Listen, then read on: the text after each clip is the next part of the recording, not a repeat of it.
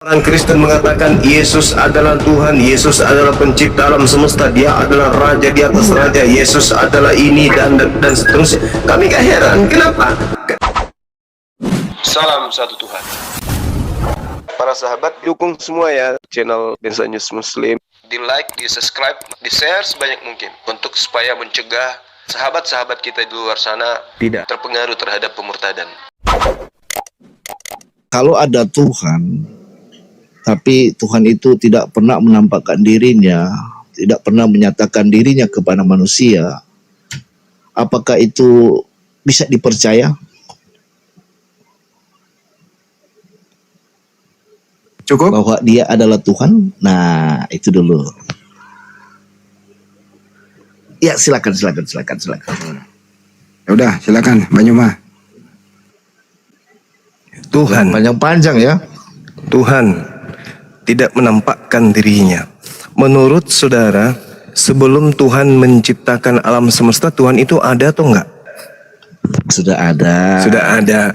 Bagaimana cara Tuhan menyatakan dirinya ada? Dia menyatakan dirinya kepada manusia ciptaannya. Ih, kenapa ketawa itu? Nah, sekarang begini. Diam dulu. Makanya dengarkan narasiku ini. Teman-teman bisa buktikan bahwa Tuhan teman-teman itu ada atau tidak? Iya. Bagaimana caranya membuktikannya? Kalau saya jelas gini, Bang Zumad dengarkan saya dulu. Kalau saya jelas di dalam Bible sudah banyak buktinya bahwa Dia menampakkan diri bahkan kepada Adam sampai Abraham dan juga yang lain-lain. Nah, sekarang buktikan di dalam turunin Islam kalau dia nggak bisa mendengarkan, turunin. Kita nggak butuh orang yang tulul. Jadi gini, saudara Yosi, tadi Anda mengatakan sebelum alam semesta diciptakan, Tuhan itu sudah ada. Katanya iya. Ya kan? Muncul pertanyaan, bagaimana supaya Tuhan itu bisa diketahui bahwa Tuhan itu ada? Bagaimana Tuhan itu bisa menyatakan dirinya bahwa dirinya ada? Anda mengatakan dengan cara menampakkan dirinya. Itu mah hantu. Tuhan untuk menyatakan dirinya ada kepada makhluknya, maka Tuhan menciptakan. Nah, sekarang duluan mana bumi ini dengan manusia? Duluan bumi. Berarti dengan adanya alam semesta duluan dicipta, kemudian manusia diciptakan di atasnya dengan akalnya, tanpa yang menciptakan itu nuzul seperti bayi dalam konsep Tuhanmu. Orang berakal sudah tahu Tuhan itu ada. Kenapa? Ada alam semesta ini. Bahlul, dan selamanya akan bahlul. Itulah kau. Soal ketuhanan atau Sang Pencipta yang menciptakan alam semesta menurut Alkitab secara firman, itu sebenarnya saya memahaminya itu konsep ketuhanan di Alkitab berbeda dengan konsep yang di Al-Quran. Kalau yang di Alkitab itu memang betul kata dia, Tuhan sudah ada duluan sebelum alam diciptakan secara firman. Karena di situ dikatakan Roh Allah melayang-layang di atas permukaan air. Roh Allah ini dia berbeda dengan Tuhan Allah yang hidup, yang menciptakan Adam dan Hawa, yang adalah Bapa. Dialah Bapa, dialah Tuhan semesta alam yang menciptakan Adam. Sedangkan kalau Roh Allah itu dialah yang yang dikatakan oleh Yesus dalam Perjanjian Baru. Setelah Yesus hadir di muka bumi, dialah Allah yang esa, Allah yang benar. Itulah mengapa di dalam Alkitab bab 1 ayat 26 dikatakan, demikianlah Allah berfirman, baiklah kita jadikan manusia menurut gambar dan rupa kita. Jadi dalam hal ini, waktu zaman Kejadian itu sampai zaman Abraham, itu Allah selalu menampakkan diri. Mereka kelihatan, dan Tuhan Allah dan Roh Allah atau Allah yang esa itu mereka berinteraksi. Lalu ketika di zaman Al-Quran itu saya memahaminya itu ada kata kami di dalam Al-Quran itu yang satu merujuk kepada Tuhan Abraham yang disebutkan dalam Al-Quran kalau tidak salah Al-Baqarah berapa itu yang dikatakan bahwa dengarlah wahai Muhammad, demikianlah tentang Tuhan yang zaman Ibrahim. Nah, itu jadi dalam hal ini di Al-Quran itu ada Allah, Tuhan Allah Israel, Allah yang hidup, dan yang satu lagi adalah Allah yang adalah zat, yang kalau kata bahasa Sanskertanya itu Tuhyang atau Sang Pencipta secara ilmiah. Jadi di dalam Al-Quran tuh ada dua Tuhannya ya seperti gitu. Yang satu Tuhan Allah Israel zaman Abraham dan Musa dan Daud dan seterusnya, dan yang satu lagi adalah Sang Pencipta secara ilmiah. Itu yang saya pahami sih kalau mengenai ketuhanan, konsep ketuhanan itu bedanya. Demikian singkatnya. Oke. Kita kerucutkan pembahasan. Kita bahas kitab yang bukan kitab Anda dan juga bukan kitab saya, yaitu Kejadian. Kalau Anda memahami kitabnya Yahudi dengan pemahaman paganism bahwa Tuhan itu sama seperti manusia, apa Anda percaya bahwa pencipta alam semesta itu punya biji zakar? Jawab dulu. Kalau dalam hal Kejadian sebenarnya Abang tidak bisa mengatakan bahwa Tuhan punya biji zakar, itu sudah beda konsep. Beda konsep, beda konteks. Tadi katanya serupa dengan manusia, itu maksudnya apa?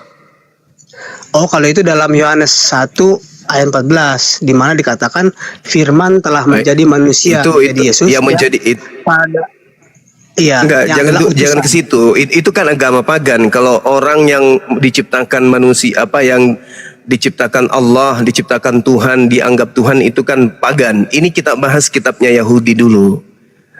Kejadian 1:26 itu yang Anda maksud di sana serupa dengan manusia itu apa? Serupa dengan manusia, apanya yang serupa menurut saudara?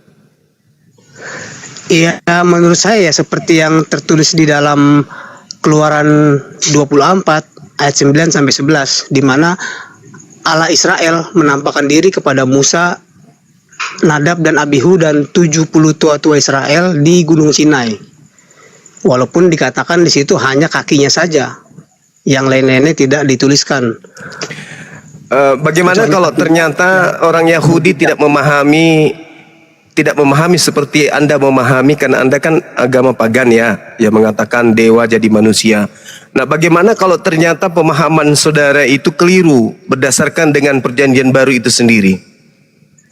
Kalau ini sebenarnya soal penyampaian. Kalau yang di dalam Alkitab itulah yang saya ketahui, itulah yang saya pakai, itulah yang saya pegang. Alkitab saya berbahasa Indonesia.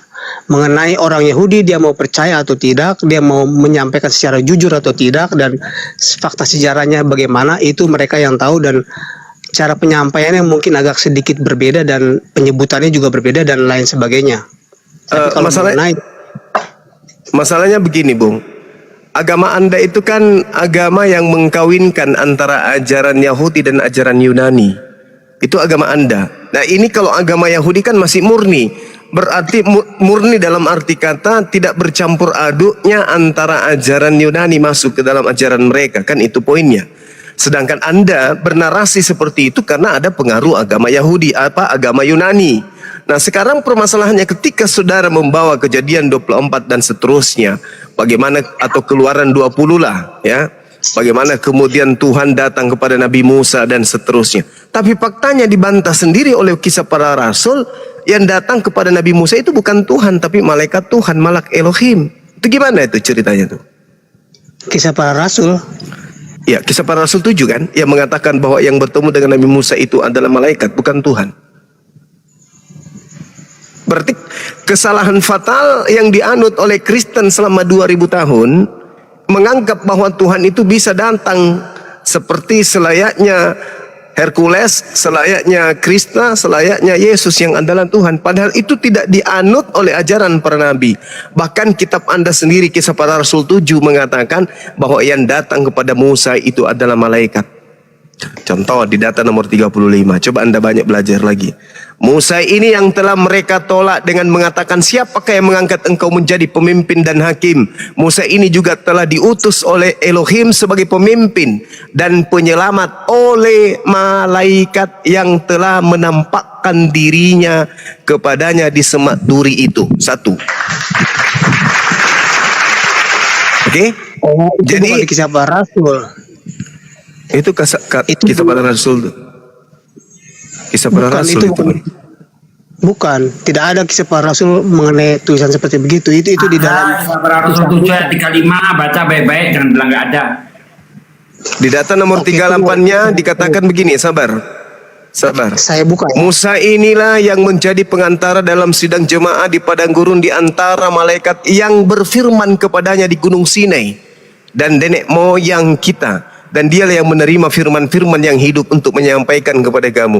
Di sini jelas dikatakan bahwasanya Nabi Musa menerima firman dari malaikat di gunung Sinai.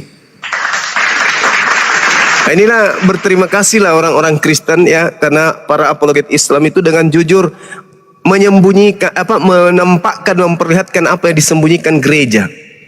Kenapa kemudian orang-orang Kristen memahami Tuhan datang ke bumi menjadi manusia? Karena mereka tidak diajarkan dalih dalam kisah para Rasul 7 ini, bahwa ternyata yang mereka sangka datang kepada Musa itu adalah Tuhan. Ternyata Bible sendiri yang membuka makar mereka, bahwasanya yang datang kepada Nabi Musa itu adalah malaikat, bukan Tuhan. Coba Anda buka sekarang, Anda pasti kaget kan? Ternyata yang datang kepada Musa. Makanya dalam Keluaran 33 nomor 20, tidak ada orang yang dapat melihat Tuhan, tidak ada. Mati pasti orang itu. Nah, Musa tidak mati, berarti yang dilihat oleh Musa bukan Tuhan. Nomor 53-nya, kamu telah menerima hukum Taurat yang disampaikan oleh para malaikat. Hukum Taurat disampaikan oleh para malaikat. Berarti yang bertemu dengan Musa adalah para malaikat.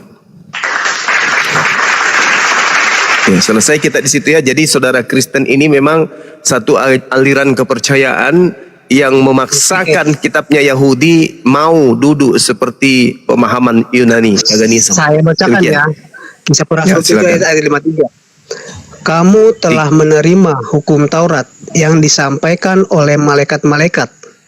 Akan tetapi kamu tidak menurutinya.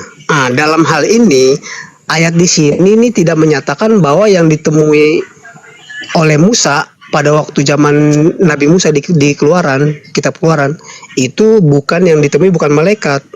Coba baca Dalam hal ini adalah 38-nya. Tuhan sendiri. Coba 38-nya. Dalih 38, 38-nya. ya. Saya buka.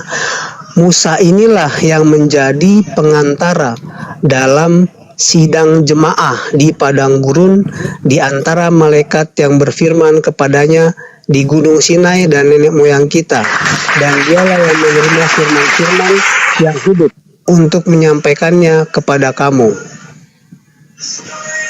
Bagaimana? Anda mau bantah kitab Anda sendiri? Tidak sih, hanya saya tunggu dulu. Saya sebelum membahas hal ini, saya dulu kan pernah mengatakan,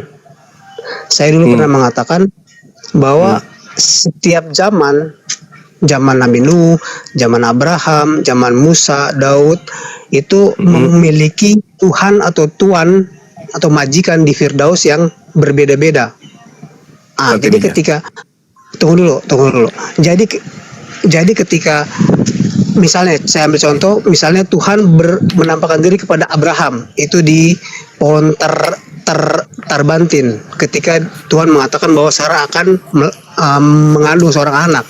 Lalu nanti ketika dia di zaman Nabi Musa itu memiliki tuan atau majikan yang berbeda lagi. Lalu apa namanya? Di mana Tuhan yang menampakkan diri kepada Abraham? Dia telah menjadi malaikat dan dia sudah berada di surga bersama para malaikat yang lain. Itu kalau saya tidak salah, saya pernah menyampaikan itu. Sedangkan Allah yang adalah firman ini, itulah yang esa, itulah yang kekal, yang satu Allah. Makanya dalam Katolik itu ada konteks Tritunggal, satu Allah, tiga diri. Bapa, Putra dan Roh Kudus, di mana di dalam diri Bapa itu ada firman Allah. Di dalam diri anak atau Yesus atau Putra itu ada firman atau Allah. Begitu juga dalam Roh Kudus. Itu yang mau saya sampaikan. Terkait dengan ini, Musa inilah yang menjadi justru kitab ini yang menguatkan argumen saya yang saya pernah sampaikan. Dan saya sangat berterima kasih ini atas pencerahannya. Dan dialah yang menerima firman-firman yang hidup untuk menyampaikan kepada kamu. Boleh Anda baca di Kisah Para Rasul 10 nomor 4 sebagai penutup pemaparan saudara yang berkelit salto sana sini, coba. Tolong bacakan saya Kisah Para Rasul 10 nomor 4 ya. Kisah Para Rasul 10 nomor 4. Iya. Ya. Ini mengenai ia menatap malaikat itu dan dengan takut ia berkata, "Ada apa Tuhan?" Malaikat dipanggil apa di situ? Tuhan. Oh, ya udah. Berarti sejarah di Kristen ini memang sudah kebiasaan menganggap malaikat, manusia sebagai Tuhan. Padahal agama samawi, agama Yahudi, agama Islam dalam hal ini adalah agama yang dibawa oleh para nabi. Tidak menyamakan dan tidak menyetarakan antara malaikat dengan Tuhan. Tuhan ya Tuhan, malaikat ya malaikat. Di dalam kitab saudara, malaikat pun dipanggil Tuhan. Jadi wajar ketika hari ini Anda mempertuhankan anak orang. Karena Yesus juga dipanggil Tuhan. Padahal bukan Tuhan, hanya dipanggil Tuhan. Gitu loh. Nah inilah yang membuat kalian tersesat. Kenapa? Karena kalian itu menginginkan Tuhan itu menjadi makhluk. Atas keinginan siapa? Atas keinginan makhluk yang datang kepada Paulus yang mengaku Yesus. Jadi Yesus ketika datang di tengah-tengah muridnya Bani Israel, karena Yesus itu kan nabi untuk Bani Israel, bukan nabi untuk Kristen. Dia mengajarkan dirinya sebagai utusan Tuhan. Utusan Tuhan tok, tidak lebih. Tapi ada makhluk yang datang kepada pendiri agama Kristen yaitu Paulus, mengaku sebagai Yesus. Dialah yang kemudian membisikkan ajaran-ajaran paganisme ke dalam benak kepala Paulus sehingga Paulus menciptakan agama Kristen. Itulah yang Anda ikuti. Maka Yesus yang adalah utusan Tuhan bagi agama lain menjadi Tuhan di agama Anda, gitu. Sampai di sini kira-kira Anda paham? Ya, terima kasih. Ya, saya juga pernah mengatakan bahwa Tuhan itu kan sebenarnya kalau misalnya Yesus yang mengemban tugas misi Injil itu, dialah yang bisa setara dengan Tuhan dan dia bisa menjadi Tuhan. Dalam hal ini dia yang berkuasa baik di langit maupun di bumi, semuanya di surga. Dialah yang akan menuntun. Tetapi ketika dia menyerahkan tugas itu kepada Roh kebenaran yang adalah Roh Kudus, setelah Roh Kudus itu turun yang adalah Bapa sendiri, yang adalah Tuhan sendiri, Yesus tidak sama lagi dengan Tuhan. Dalam hal ini Tuhannya itu adalah Roh Kudus. Roh Kudus itulah Tuhan. Roh Kudus itulah Bapa. Saya belum menemukan ayat yang lain yang menguatkan bahwa Tuhan yang dimaksud di sini adalah Roh Kudus itu. Nah sekarang coba dalam Kisah Para Rasul ayat 13 bab 13 ayat 2 saya bacakan ya. Ya, silakan. Pada suatu hari ketika mereka beribadah kepada Tuhan dan berpuasa, berkatalah Roh Kudus. Berkatalah Roh Kudus. Ini yang saya sering bilang sama orang Kristen bahwa Roh Kudus itu bukan pikiran Petrus atau pikiran Paulus atau tidak, bukan. Ini adalah nyata, wujud pribadi, sosok. Karena dia berkata itu dengan mulut. Ini yang saya tekankan, tapi mereka tidak mau percaya, terserah. Pada suatu hari ketika mereka beribadah kepada Tuhan dan berpuasa, berkatalah Roh Kudus, khususkanlah Barnabas dan Saulus bagiku untuk tugas yang telah kutentukan bagi mereka. Nah inilah yang saya maksud, Roh Kudus itu sudah turun, Bapa sudah turun, Tuhan sudah turun menjadi Roh Kudus dan dialah Tuhan. Kan kita kan juga pernah, Abang Andi pernah kan, siapa Tuhanmu Frans? Saya bilang Roh Kudus. Ya, boleh enggak saya minta dari saudara pengakuan Roh Kudus sendiri kalau dia adalah Tuhan? Oh, kalau dalam hal ini sebenarnya Roh Kudus yang menjembatani antara Yesus yang sudah naik ke Firdaus sebagai majikan, sebagai penguasa di Firdaus, walaupun masih ada kuasa yang lebih besar yaitu Bapa, yaitu Roh Kudus ini sendiri, Tuhan ini sendiri.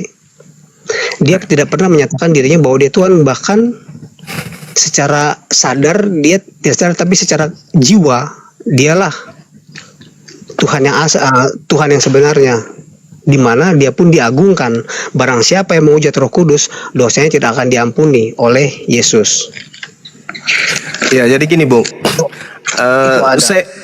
Saya menghargai kemudian paparan-paparan saudara itu bernilai muatan daripada apa yang Anda sampaikan ini, cakupannya adalah mewakili makhluk yang datang mengaku Yesus dan tujuannya memang untuk dituhankan dan menyamai pencipta alam semesta.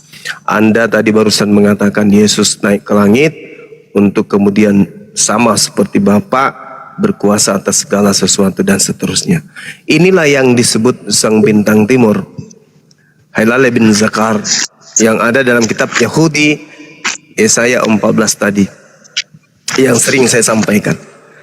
Nah, sekarang kalau Anda menarasikan seperti itu, kami nggak heran kalau orang Kristen mengatakan Yesus adalah Tuhan, Yesus adalah pencipta alam semesta, dia adalah raja di atas raja, Yesus adalah ini dan seterusnya. Kami nggak heran. Kenapa?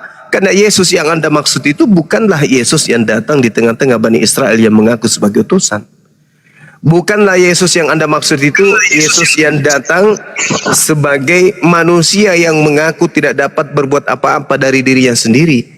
Yesus yang Anda maksud itu adalah Yesus lain. Dia adalah makhluk gaib. Itu adalah Yesus yang benar. Karena Yesus walaupun dia sudah terangkat ke surga, tunggulah Bang, walaupun dia sudah terangkat ke surga, tapi dia tidak berkuasa sepenuhnya. Dia mengatakan di dalam Wahyu 2 ayat 7 ini, siapa bertelinga, hendaklah ia mendengarkan apa yang dikatakan Roh kepada jemaat-jemaat. Nah, dia nah sekarang begini. Menurut saudara, Indonesia diberi makan dari pohon kehidupan yang ada di Taman Firdaus Allah. Nah sekarang begini, pernah gak hal itu Yesus sampaikan ketika dia masih bersama-sama dengan muridnya? Dia mengatakan, hal ini tidak pernah kukatakan kepada kalian karena kalian belum bisa menanggungnya. Tapi Yesus belum mengajarkan itu. Iya. Tetapi jika ia datang, siapa yang datang? Siapa yang datang? Yang datang apa? Ya, setelah Yesus terangkat ke langit, siapa yang datang? Setelah Yesus terangkat ke langit, yang menyertai mereka adalah Roh Kudus. Roh kebenaran. Roh kebenaran. Roh kebenaran ini akan yang datang kepada Roh kebenaran ini akan datang kepada pengikut Yesus, mengingatkan segala sesuatu yang pernah Yesus katakan. Betul? Dalam hal itu saya belum menemukan ayatnya. Tapi ketika Roh Kudus, ketika para murid ingin mengajar Injil di Asia, dihadang oleh Roh Kudus itu. Tidak boleh. Yesus mengatakan dalam Yohanes 16, apabila ia datang yaitu Roh kebenaran, dia akan mengingatkan kamu apa yang pernah aku katakan kepada kamu, pada kalian. Nah, Yesus datang, Roh kebenaran datang, menurut saudara adalah yang datang bernama Yesus itu dalam bentuk roh. Apakah itu betul? Tidak betul. Itu adalah dua pribadi yang berbeda. Dua pribadi yang berbeda. Oke. Lalu yang datang mengaku Yesus kepada Paulus di padang gurun ini, Indonesia, Masya Allah. Kuping sakit nih. Gak sakit kayak yang lain kupingnya? Yang datang mengaku akulah Yesus yang kau aniaya itu siapa? Yesus sendiri, karena kan dia punya kuasa. Dia mau turun ke bumi, mau naik lagi ke surga. Itu kuasanya Yesus. Lalu bagaimana dengan pesannya, waspadalah kepada penyesat yang datang mengaku-ngaku sebagai Yesus? Saat itu memang Yesus sendiri, karena Yesus dia ingin memakai Saulus untuk Enggak. memberitakan Ya, Injil. bagaimana Anda bisa membuktikan bahwa itu adalah Yesus sendiri? Apa buktinya?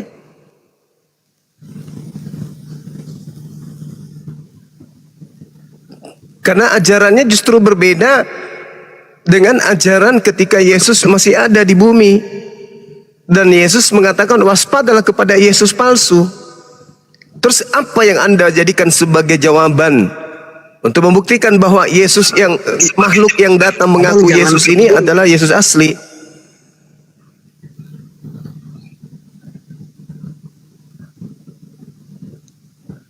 Apa yang Anda jadikan jawaban? Akulah Yesus yang kau aniaya itu. Akulah Iya, Yesus. dari mana? Itu kan Yesus mengaku Iya. sendiri. Dari mana Anda tahu Mengenai bahwa itu Yesus yang bahwa dia kan dari mana Anda tahu bahwa itu adalah Yesus? Mending ke gereja. Tapi biasa.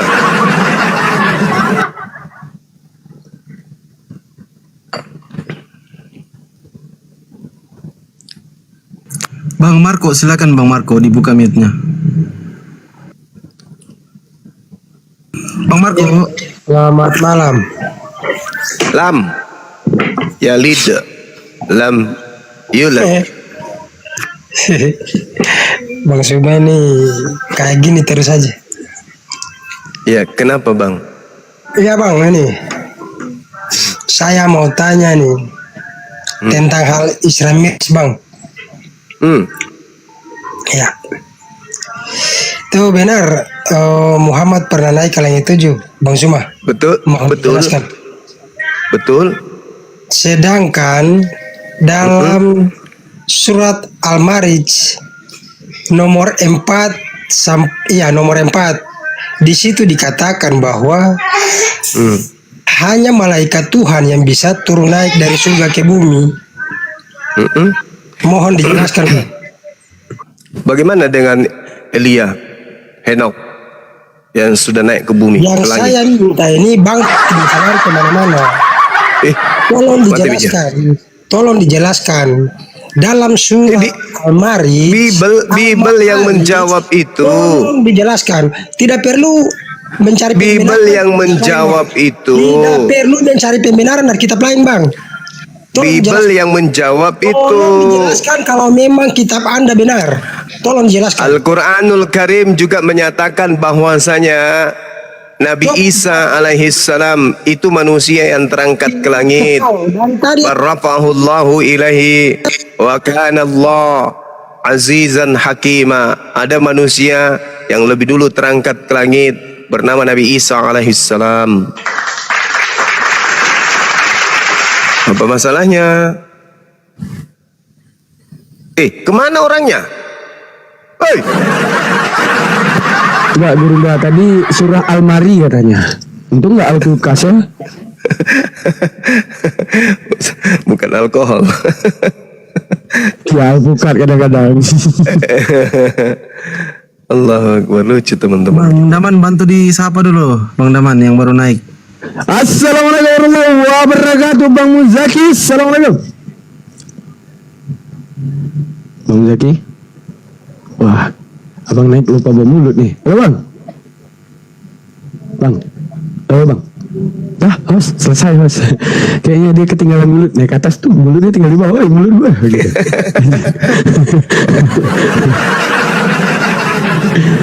Coba diturunin dulu dong, ngambil mulut, bentar lagi mungkin naik. Udah di bawah mulut ya. Ya Bang Muzaki ini Kristen atau Muslim Bang Muzaki? Kok naik di atas jadi berhala, aduh, parah kali bah. Muslim Bang. Ya Bang Ardi, cangkrek.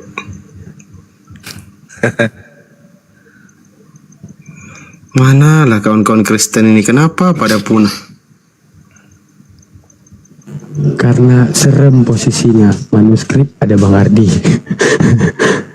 Posisinya manuskrip.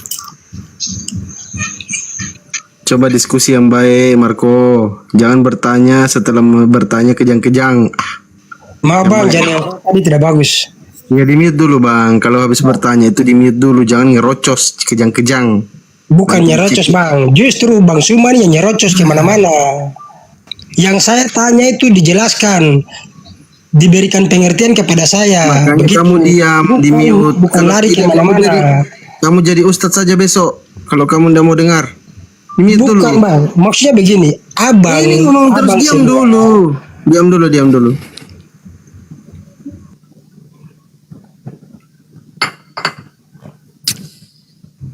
Nah, sudah mendengar tadi penjelasan Bang Zuma, Bang Marco. Belum ada penjelasan bang. Makanya diam dulu. Itulah kalau dijelaskan kamu bicara juga. Anda bertanya kan, apakah benar baginda Rasulullah Muhammad SAW kemudian melakukan Isra Mi'raj? Saya katakan benar. Lalu supaya Anda punya pemikiran itu terbuka, buktinya Henok, Elia naik ke langit. Di dalam Al-Quran, Nabi Isa kemudian terangkat ke langit. Apa masalahnya?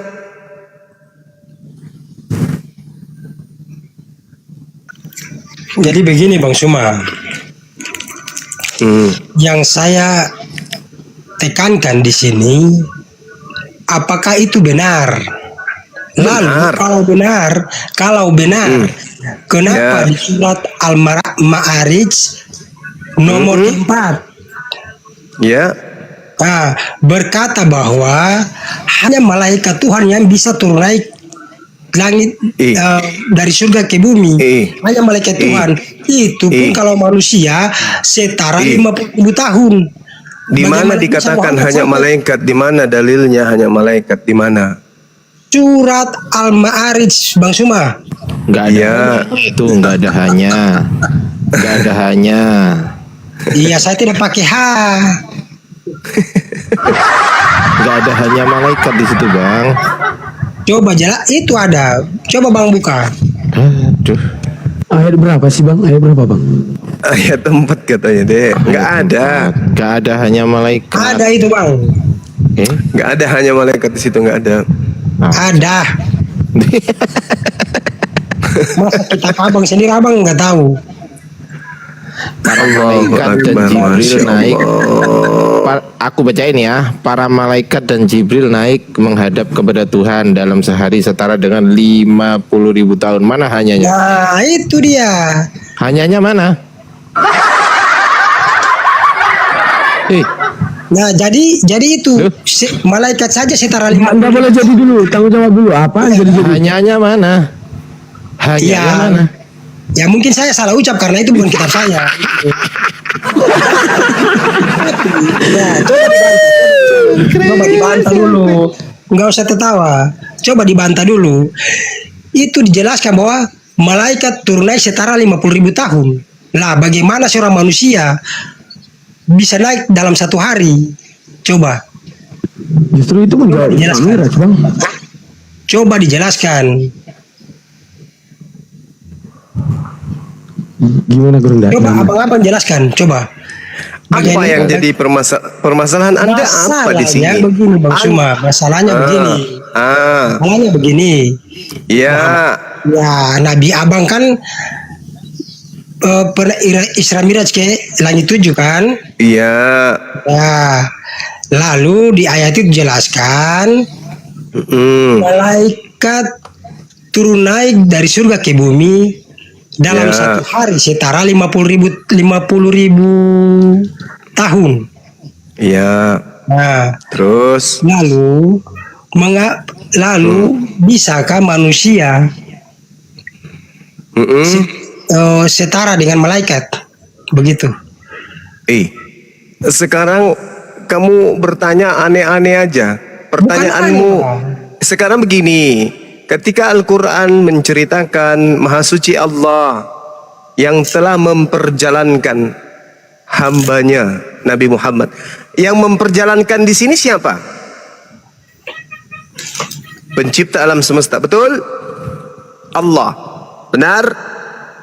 Betul?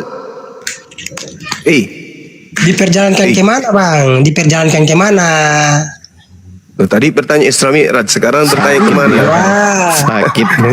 Maha Suci Allah itu maksud abang itu diperjalankan kemana? Itu aja.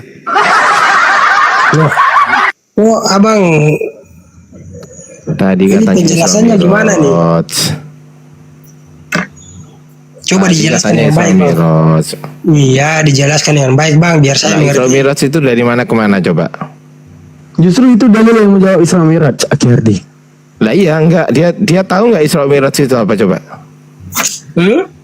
Tahu nggak apa itu Isra Mi'raj? Jadi gini, Al-Quranul Karim di surah lain diterangkan terkait dengan urusan Allah ya, dan urusan manusia dan juga urusan malaikat. Allah Subhanahu wa taala menerangkan, bismillahirrahmanirrahim, yudabbirul amra minas sama ilal ard thumma ya'ruju ilaihi fi yaumi kana miqdar alfasana mimma ta'uddun. Jadi Allah mengatakan begini, Allah mengatur segala urusan dari langit ke bumi, kemudian urusan itu naik kepadanya dalam satu hari, dalam kadarnya. Nah, Nabi Muhammad SAW ini urusan Nabi Muhammad atau urusan Allah? Yang memperjalankan ini Nabi Muhammad sendiri yang mau, atau pencipta alam semesta dalam hal ini Allah yang mau memperjalankan? Berarti waktu yang digunakan perhitungannya kemudian ini apa? Waktunya manusia atau waktunya Allah? Kadar yang menjadi hitungan di situ adalah hitungan Allah atau hitungan manusia?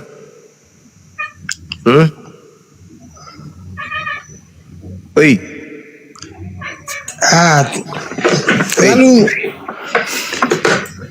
Lalu kenapa harus di ayat itu dijelaskan seperti itu? Maksudnya? Hitungan manusia 1000 tahun. Oke? Itu satu hari bagi Allah. Nah sekarang apakah Allah butuh 1000 tahun untuk memperjalankan Nabi Muhammad? Enggak kan? Bagi Allah 1000 tahun, bagi Nabi Muhammad, bagi Allah itu hanya sehari dalam kadarnya beliau, kadarnya Allah. Ya, oke, baik abang. Lalu begitu coba abang lanjut ke ayat nomor 5-nya. Apalagi? Iya, surat Al-Ma'arij tadi Tidak ada hubungannya. Tak ada hubungannya. Ada hubungannya, bang. Ada hubungannya. Nomor 4. Coba abang baca lagi. Yani. Begitulah kalau otakmu nggak berfungsi, kamu murtad atau apa namamu itu ya. Makanya otakmu nggak berfungsi. Ya, Bang Konrad, silakan Bang Konrad.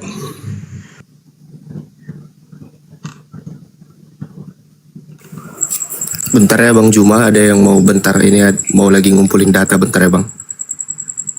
Iya, silakan. Oh ini yang ikut komen di VT saya itu ya? Konrad ya? Iya ya. Oh. Ini Bang, saya mau nanya dulu ini mau nanya dulu. Di dalam surat Maryam nih. Di sini kalau saya nggak tahu nih bahasa Arabnya kan, saya baca yang Indonesianya aja ya. Di Maryam 63 tertulis, itulah surga yang akan kami wariskan kepada hamba-hamba kami yang selalu bertakwa. Suaramu kecil. Itulah surga yang akan kami wariskan kepada hamba-hamba kami yang selalu bertakwa. Itu di surat Maryam 63 nih kan. Ini kata kami ini siapa Bang? Merujuk kepada siapa Bang? Allah. Oke, kepada Allah. Mengapa di ayat 64 tidaklah kami dalam kurung memberi tafsiran Jibril turun kecuali atas perintah Tuhanmu? Bukankah kata kami di ayat 63 merujuk kepada Allah? Tidaklah kami Allah turun kecuali atas perintahmu. Apakah ada Tuhan di atas Allah? Iya, baik. Boleh dijelaskan Bang Juma? Oke, baik. Jadi ketika dikatakan kemudian kata kami di sini, tilkal jannah, Allah Subhanahu wa taala natanazzalu illa bi amri rabbi, Allah di sini melibatkan makhluknya. Kenapa? Karena Allah tidaklah mungkin turun ke atas muka bumi ini. Maka Allah kemudian mengutus makhluknya, dan tidaklah kami turun kecuali atas perintah Tuhanmu. Maka kami di sini turun adalah malaikat Jibril dengan izin Allah. Sampai di situ paham? Paham, tapi itu kalau dibaca teks sorry-nya kayaknya bukan kayak gitulah, Bang. Lah, Coba bisa coba. di kata mana coba, Bang? Yang turun atas perintah Tuhan kepada baginda Rasulullah Muhammad sallallahu alaihi wasallam itu kan Jibril. Yang turun ke atas muka bumi ini. Tapi kata kami merujuk kepada Allah tadi, Bang. Makanya sesatlah orang yang memahami Al-Quran cukup dengan menggunakan terjemah. Gak bisa. Makanya orang Kristen itu sesat karena kenapa? Kitab mereka hanya terjemahan. Nah itu fakta, Bang. Memang gak bisa. Anda harus mengerti rasa bahasa yang digunakan oleh Yesus. Apakah rasa bahasa orang Arab dengan bahasa Indonesia sama? Tidak. Tidak sama. Makanya ada dalam kurung ini. Supaya dipahami bahwasanya yang turun nuzul di atas muka bumi ini bukan Allah, melainkan malaikatnya. Siapa malaikatnya yang menyampaikan wahyu kepada baginda Rasulullah? Jibril atau Roh Kudus. Jelas itu. Makanya umat Islam tidak akan pernah terjebak dia dengan terjemahan. Kenapa? Mereka punya para guru yang memahami original teks. Nah kalau di Kristen ada nggak guru kalian yang memahami original teks? Nggak ada. Maka baik pendeta, pastor, jemaat semuanya hancur karena terjemahan. Itu fakta. Saya kira demikian. Mungkin ada tambahan kaidah ilmu dari Dinda. Nah, boleh. Silakan. Nah, dari tadi nunggu nih. Nah, jadi itu gini Bang, boleh dibesarin kayak biasa. Kita jelasin pakai papan ya. Kok nggak ngerti juga, I don't know tuh. Tugas kita jelasin. Bismillahirrahmanirrahim. Nah, jadi kita pahami daripada tilkal jannati. Kata kami itu yang pertama ya. Dia ada dua faedah. Ada yang namanya nahnu, itu kan pakai nahnu, bukan artinya kami. Dan itu ada dua. Ada namanya mutakalim ma'a ghairih. Ada satu lagi mu'adzim. Nah itu kita bahas seperti ini. Walaupun nggak bisa dibalik, simak aja ya. Nah kata nahnu, arti ataupun kata kami nahnu. Nahnu ini kata kami dengan sifat dua sifatnya. Salah satu daripada sifatnya itu kepada mutakalim aghairi, satu bersama yang lain. Selanjutnya daripada kata kami ini ada namanya mu'adzim binafsih. Artinya apa? Membesarkan dirinya. Seperti kita bilanglah presiden, kami dari kepresidenan. Nah, yang perlu kita bilang esensi kata kami. Nah, ini yang mungkin banyak muslim yang belum tahu ya. Esensi kata kami. Sekarang gini, di dalam kitab Ilqanu fi Ulumil Quran, kata ana jika ada di dalam Al-Quran itu mengatakan kata ana itu ghaira muqayyadah. Artinya apa? Personal Allah. Personal Allah. Seperti akulah Tuhan yang satu. Kan dia bilang jangan engkau menyembah Tuhan dua, sesungguhnya akulah Tuhan yang satu. Artinya apa? Personal. Ada nggak Tuhan lain? Kan nggak ada. Masalah mengijabahkan doa, ya itu cuma Allah, makanya dengan kata ana. Tapi dengan segala sesuatu yang sifat muqayyadah berketerikatan, itu pakai nahnu. Contoh gini, nahnu. Nah kata nahnu ini sifatnya muqayyadah, ada keterikatan antara Tuhan dan makhluk. Contoh, kami turunkan Al-Quran, di mana penurunannya berproses. Adanya Allah sang sumber utama, ada Jibril penyampai, ada receiver yaitu Nabi Muhammad. Nah jadi di ayat tersebut untuk menunjukkan bahwa adanya proses untuk masuk surga. Artinya apa? Itulah surga yang kami wariskan. Artinya bukan arti kenapa harus ada kata kami. Nah, artinya ada apa? Ada Allah yang menciptakan surga, ada kemudian umatnya yang beribadah untuk mencintai Allah dan dibonuskan surga, dan adanya surga yang menanti segala umat. Proses ini makanya pakai kata nahnu. Arti nahnu muqayyadah. Arti muqayyadah keterikatan antara Tuhan dan makhluk. Seperti contoh, kami turunkan Al-Quran, penurunan Al-Quran berproses. Adanya ayat, kami ciptakan langit bumi. Di mana bumi ini berproses. Misalnya contoh 95 Bang Daman belum ada, 96 udah ada Bang Daman. Nggak tahu kapan nanti berproses Bang Daman mati kan gitu. Nah yang jadi masalahnya di ayat kemudian. Nah di ayat 64 kita buka. Nah kenapa kemudian di ayat ini kami merujuk kepada Jibril? Karena ada waw di awalnya. Waw di awal ini namanya waw istinaf. Nah, waw isti'naf ini adalah waw itidak, waw yang dipakai di permulaan kalimat untuk menunjukkan masalah baru. Kalau dalam bahasa Indonesia, titik setelah titik ya pembahasan baru. Artinya apa? Waw isti'naf untuk menunjukkan paragraf baru. Nah, di depan ini nanya menunjukkan ke arah paragraf baru. Ya, paham ya? Paragraf baru dengan pemahaman yang baru. Artinya apa? Nah, di sini karena di dalam Al-Baqarah Jibril merupakan guru daripada Nabi Muhammad. Jibril merupakan guru daripada Nabi Muhammad. Artinya apa? Jibril memberitahu dan kami turun Muhammad bla bla bla bla bla bla. Artinya apa? Kami di sini pemakaian Jibril adalah bukan lagi muadzin binafsih, tapi pemakaian adalah mutakalim maghairi. Artinya apa? Kami para malaikat turun kepadamu bla bla bla bla bla bla bla. Nah, gitu. Itu waw namanya waw isti'naf. Makanya pentingnya mempelajari kitab suci daripada daripada bahasa asli. Demikian, terima kasih banyak.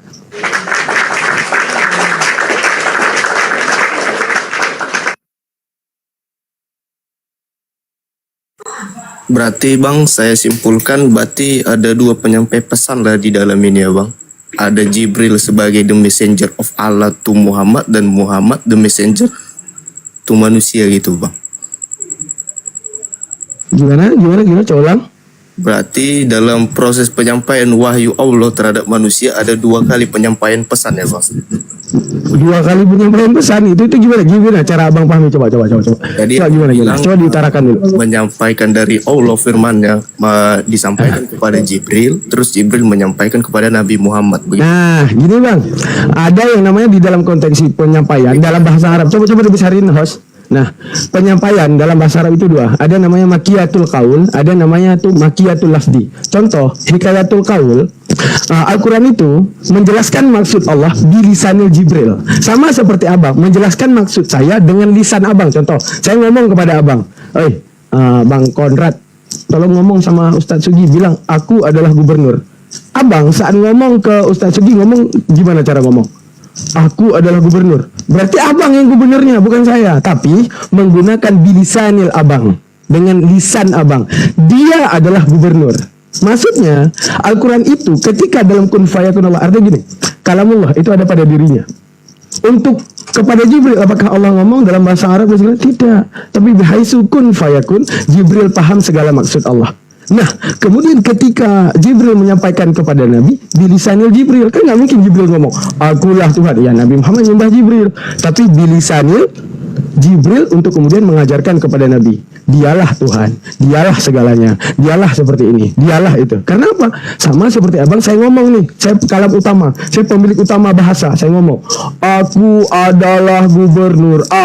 Bang, sampaikan ke Ustaz Sugi. Bagaimana cara Abang menyampaikan? Bukankah Abang harus ngomong, aku adalah gubernur? Salah. Tapi Abang harus menyampaikan, dia adalah gubernur. Jadi konteksinya Allah Ta'ala adalah sumber utama. Yang kedua adanya Jibril sang penyampai. Yang ketiga ada receiver. Receiver mengambil segala sesuatu daripada pemahaman sumber yang daripada si penyampai gitu. Hingga kemudian kami bisa mencerna sebagai umat-umatnya Nabi. Sekian dan terima kasih. Semoga makin bingung. Lanjut. Berarti yang saya tangkap satu nih Bang Daman, berarti di dalam Islam juga percaya Saya udah jelasin Gurunda Zuma, lanjut Gurunda. Saya udah jelasin, udah capek Bang. Ya, berarti saya simpulkan deh kayak yang tadi Bang bilang, berarti di dalam Islam juga percaya ada istilah berteofani ya, sama seperti Yahudi dahulu. Bang Zuma sama teofani itu di mana? Dalam penyampaian wahyu dari Allah kepada malaikat. Wahyu Allah. Kok teofani? Bukankah contoh gini ya, kelemahan daripada makhluk, daripada komunikasi makhluk, ada yang namanya komunikasi, ada di antara si penyampai dengan si komunikan, pendengar gitu ya. Adanya si penyampai, kalau bahasa Arab itu gini, adanya si mutakalim dengan mukhatab, itu lemahnya makhluk. Namun Allah untuk memberitakan sesuatu, bukankah Allah hanya dengan jentikan jarinya makhluk bisa paham? Bukankah Allah dengan jentikan jarinya malaikat Allah bisa paham apa yang kemudian maksud Allah? Apanya yang teofani? Apakah Allah Ta'ala masuk ke Jibril? Kan tidak. Dengan pemahaman, dengan jentikan jari Allah, dengan kun fayakun Allah. Artinya apa? Bukan Allah punya jari di sini. Maksudnya semudah itu Tuhan memahamkan kepada malaikat-malaikatnya. Udah, dilanjut. Lanjut Guru dah.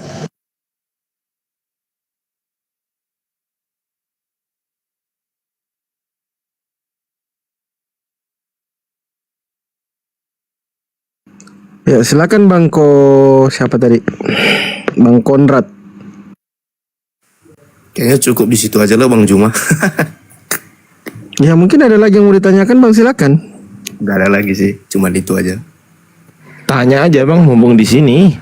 Nanti kalau di komentarku ngomongnya komentarnya kemana-mana, mending tanya aja di sini. Gak ada lagi.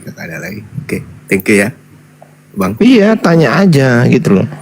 Gak ada lagi, cuma ayat itu doang yang pengen Ya Bang kami kasih kesempatan Bang sampai Yesus turun untuk yang kedua kalinya, silakan Bang. Mumpung guru-guru kami lengkap di sini Bang. Tanya aja apa gitu, contoh harga beras berapa, tanya aja nggak apa-apa. Apa yang gak ada lagi pertanyaan, itu aja. Habis berarti. Habis. Jadi abang dari tadi capek-capek nyediain data, selesai datanya. Enggak sih, masih belum paham sih konsepnya. Coba, tapi nanti kalau Bang mana ada waktu coba dijelasin nanti Bang. Nggak paham atau pokoknya makanya kurs nggak paham gitu. Gimana tuh? terlalu cepat Abang jelasinnya tadi, itu dia. Terlalu cepat, tapi insya Allah coba Kesimpulannya akhirnya, aja, Akidaman. insya Allah akhirnya paham ya.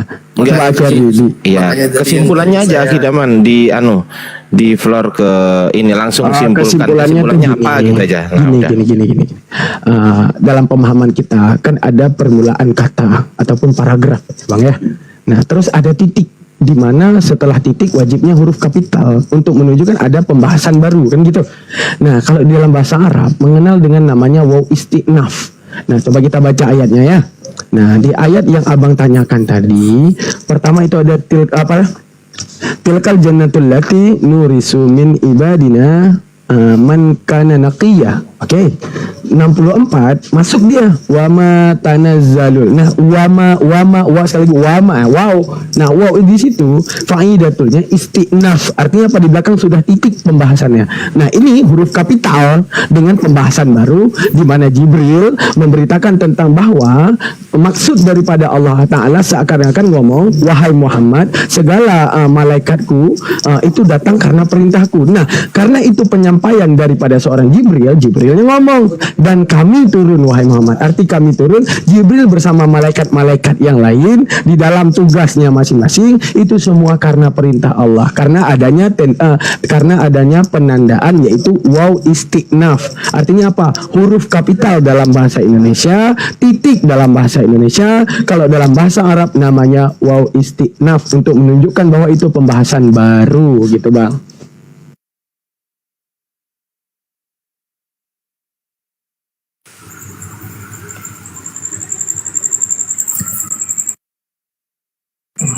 Oke Bang. Oh ya, satu lagi nih. Judul ya. Ada lagi nih Akidaman. Bang. Satu lagi nih. Oh ya, lanjut silakan. Ya. Seperti yang kita tahu nih, tapi coba ralat saya kalau salah ya. Nabi Muhammad kan menerima Quran itu yang pertama kali adalah surah Iqra bismi rabbikal ladzi khalaq. Benar. Jika itu adalah surah pertama yang diterima oleh Nabi Muhammad, mengapa itu berpindah menjadi nomor 96 Bang? Boleh jelaskan? Mukhtab hukum. Bukannya Mau dijelasin? secara mutawatir?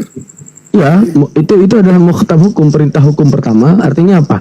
Nah, kita Kan Al-Quran gini. disusun secara mutawatir. Mengapa itu ada perpindahan nomor, coba Bang? Boleh dijelaskan? bentar. Coba Mutawatir itu dipahami dulu, mutawatir itu apa gitu. Iya. Nah, jadi itu gini. Kita harus paham dulu bahwa kalau itu para ulama di dalam kitab itu kan Ulumul Quran, beberapa kitab yang menjelaskan mekanisme Al-Quran, di mana mekanisme daripada Al-Quran tersebut kan ada tadi Jibril penyampai dengan lisannya untuk menjelaskan maksud. Nah, menjelaskan maksud daripada Allah. Ya, salah satunya ketika dijelaskan kepada Nabi Muhammad dengan lisannya. Ini saya pelan-pelan ya, biasanya saya kecepatan ya. Nah, ntar saya buka data dulu. Nah, apa itu dia menjelaskan dengan mukhtamnya. Tunggu, kok saya blank pertanyaannya? Tadi gimana pertanyaannya? Tadi saya udah tahu jawabannya, tapi tiba-tiba blank dengan pertanyaannya. Oh, Iqra bismi, ya, masalah Iqra bismi. Nah, jadi kan pertanyaan kita, apakah Nabi Muhammad, apakah Jibril datang bawa papan, bacalah Muhammad? Bukan, tapi itu Iqra itu adalah kata perintah.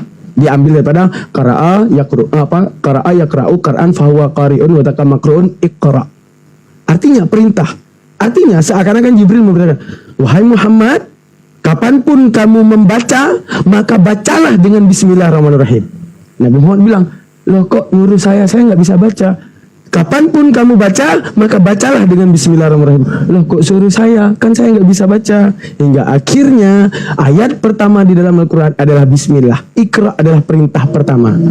Dah, belum lagi penjabaran masalah nanti u'alifu bi bismillah, aqra'u bi bismillah. Itu panjang, tapi yang pendeknya saja menunjukkan apa? Di Iqra itu perintah pertama, yaitu baca apapun, lakukan apapun, tulis apapun kerjaan kalian di bumi ini, sertakan dengan bismillah. Makanya bismillah menjadi ayat pertama, karena apa? Itu perintahnya. Makanya itu menjadi wahyu pertama. Artinya apa? Pengenalan tentang nama Allah dan perintah awal di balik setiap kehidupan, maka sertakan dengan nama Allah. Makanya itu menjadi ayat pertama, yaitu bismillahirrahmanirrahim. Karena ada perintah tadi dari Allah Ta'ala yang disampaikan oleh Jibril. Muhammad, dan kapanpun kamu baca, bacanya dengan bismillahirrahmanirrahim. Makanya bismillah jadi ayat pertama. Gitu. Iya. Bentar bang, yang saya tanya itu susunannya bang. Iya, masalah susunan itu ada beberapa apa itu ya, sufat itu. Nah, ada beberapa sufat. Kalau saya mau bahas sufat ini panjang waktunya bang. Mending nanti suatu saat ambil WA saya jelasin tuh. Daripada kalam fada dan segalanya itu panjang nanti. Urutan ayat-ayat Al-Quran mungkin ya. Iya, urutan ayat-ayat itu bertanya. Kan panjang ya sejarahnya. Oke lanjut. Itu kan tahu ya kan? Enggak. Aku cuma dikit aja. Aku mau ngomong apa juga. Ini kan tahu kifiyah gitu kan? Iya. Iya, itu tahu kifiyah itu bang. Ya, artinya bisa kita bilang itu kesepakatan sahabi boleh juga.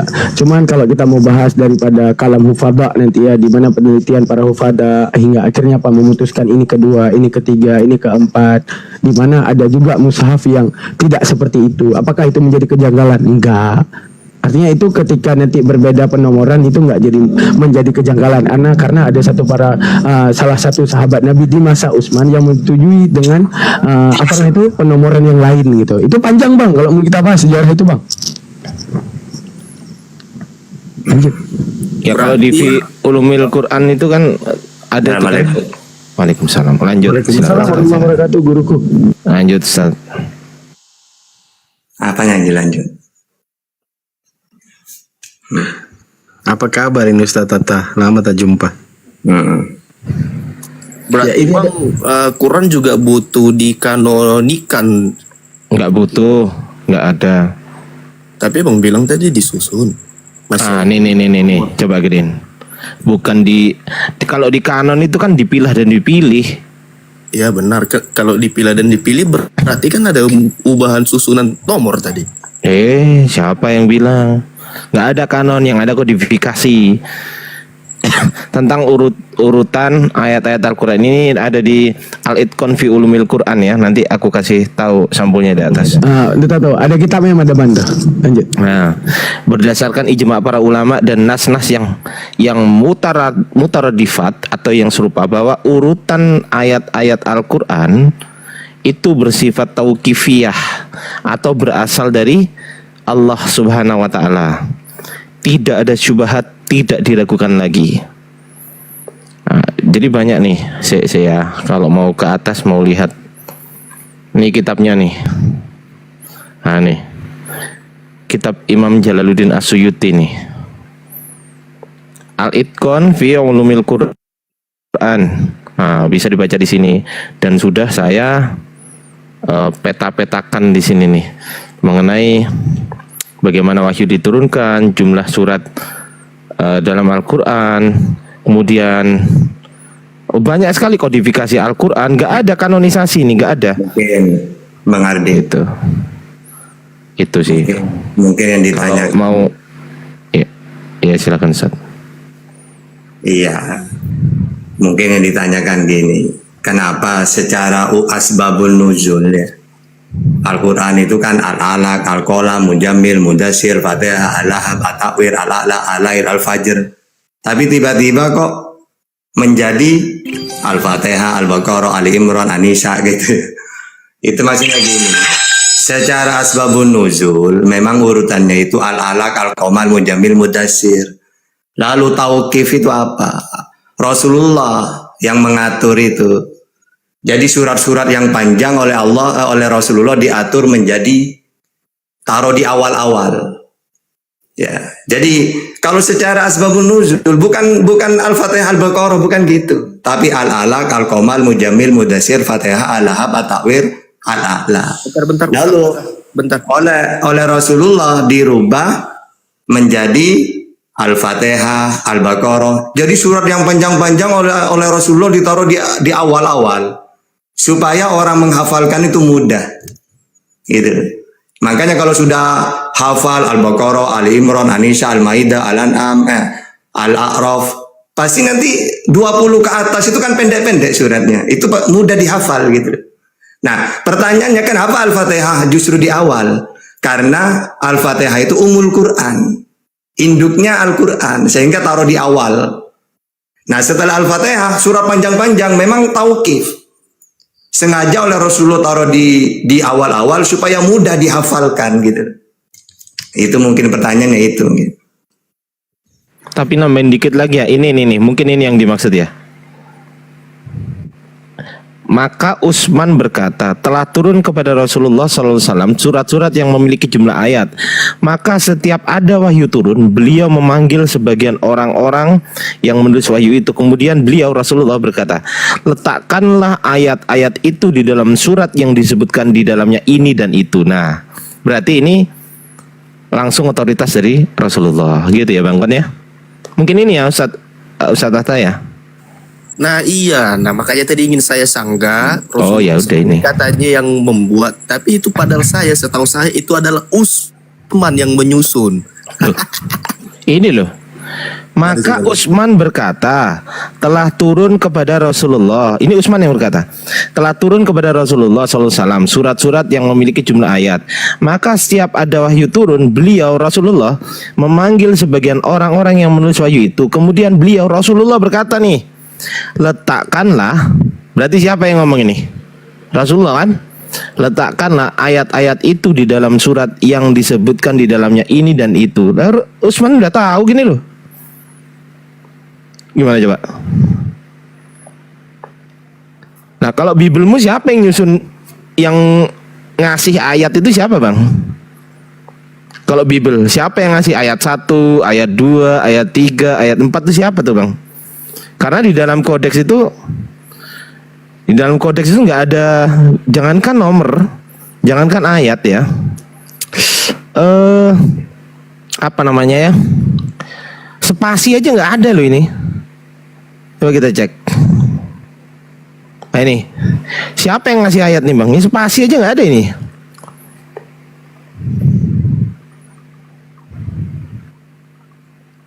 Gimana Bang? Kodeks memang Yes. banyak datanya Bang secara tekstual ya. Enggak, saya tanya. Ini loh yang ngasih ayat 1, ayat 2, ayat 3, ayat 4 itu siapa? Itu kan butuh dikanonikan lagi dari bapak-bapak gereja. Lah ini buktinya udah kanon nggak ada juga nih. Disusun lagi, diulang, makanya itu. Ya ini Ada kanon abad berapa? Coba saya tanya, kanon abad berapa? Abad keberapa lupa saya. Abad keempat kan? Betul? Abad kelima atau keempat? Abad keempat, jangan ngarang. Antara abad keempat atau abad kelima? Nggak ada abad kelima, abad keempat. Ini abad kelima nih. Abad kelima nggak ada nomornya nih. Mau saya tunjukkan abad ke-6, ke-7, ke-8 yang belum ada nomornya juga? Mau? Kodeks juga. Kodeks apa itu? Oh, kalau ini BSAE, abad kelima nih.